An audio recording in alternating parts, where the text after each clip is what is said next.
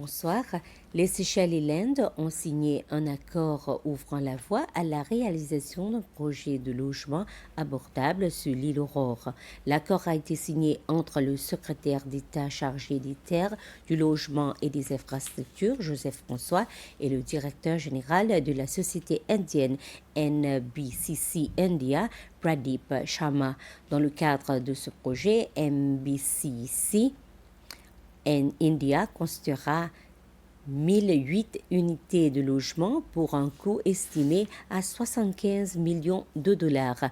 Ce financement fait partie d'un paquet économique spécial de 175 millions de dollars accordé par l'Inde aux Seychelles. Les travaux devraient être achevés d'ici 2029.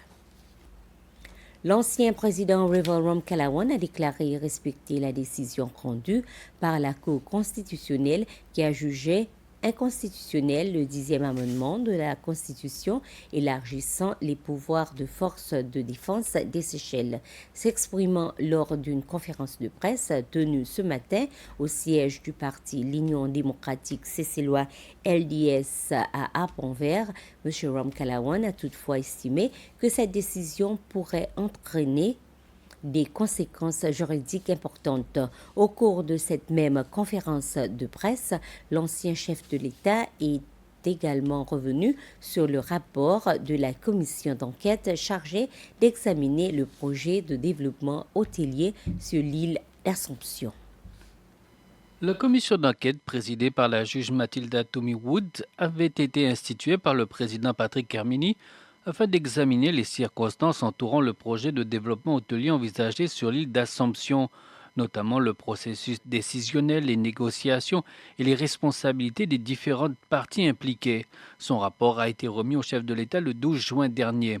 Selon M. Ramkalawan, le recours déposé par son équipe juridique vise à permettre à la Cour suprême de déterminer si les conclusions et les recommandations de la Commission ont été formulées dans le respect des principes de droit et des règles de procédure applicables. Au cours de cette même conférence de presse, l'ancien chef de l'État est également revenu sur la décision rendue mercredi par la Cour constitutionnelle qui avait invalidé le 10e amendement de la Constitution.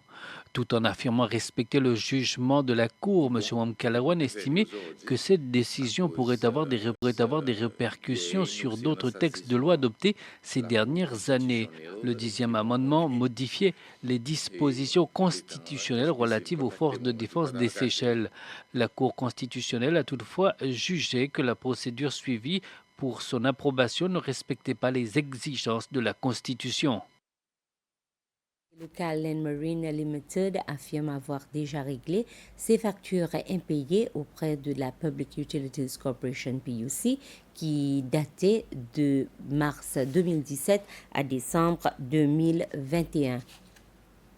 Au départ, ce montant s'élevait à plus de 25 millions de roupies, mais la PUC a ensuite accordé une remise de 30%. S'adressant aux médias plus tôt dans la journée, le directeur général de Land Marine, Hugues Adam, a déclaré que la somme mentionnée dans une lettre qui est récemment devenue virale sur les réseaux sociaux avait été réglé par l'entreprise fin 2023.